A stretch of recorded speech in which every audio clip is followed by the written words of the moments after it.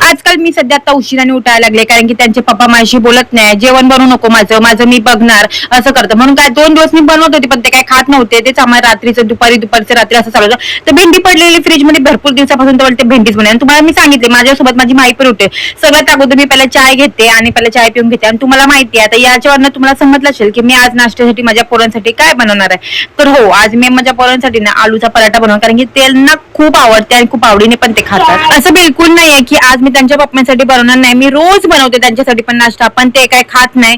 जाऊ द्या, मी माझ्या माईंना आणि हर्षूला देते. आणि तुम्हाला माहिती आहे हर्षूपेक्षा ना आवडीने माझी माई खाते, तिला खूप आवडते. सॉस लावून दिला ना मस्त. आणि तुम्हाला माहिती येताना त्यांचे पप्पा असे बोंबील घेऊन येतात आणि ते अजिबात मला साफ नाही करतात. आणि त्यांना सांगितलं तर बोलतात मी नाही करणार, जसे तसे मी साफ करून घेते. आणि तुम्ही बघायचे म्हणजे आम्ही तर गाबोली बोलतो, तुम्ही अंडी बिंडी काय बोलू शकता.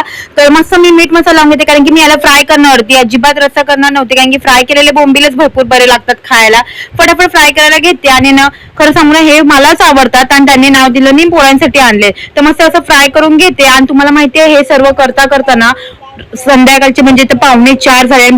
एवढं म्हणजे उशीर झाले ना किचन मध्ये, फ्राय करा, जेवण, कपडे बिपडे सर्व झालेलं माझं, पण 4 वाजून गेले. ह्याला होमवर्क करायला देते. आणि खरं सांगू ना जेवली पण होती, पण एक आहे की सकाळी नाश्ता चांगला करून घेतला ना का दुपारपर्यंत भूक नाही लागत आहे. जाऊ द्या. आणि यांच्या पप्पांनी ना रिक्षा जात होते, जेवून तर काही गेले नाही, रिक्षावर टिक्का लावून जातात ना, तर ह्यांना पण मस्त टिक्का वगैरे लावून घेतला. जाऊ दे, त्यांनी जेवलं नाही तर मी जेवून घेते, कारण की मला तर जाम जोरात भूक लागली होती. मी त्यांना विचारलं तुम्ही घ्या, मी खूप मस्का लावला, पण त्यांना बोलताना थोडा ऍटिट्यूड आलाय, कारण की मी समोरून विचारलं जेवण वगैरे घे.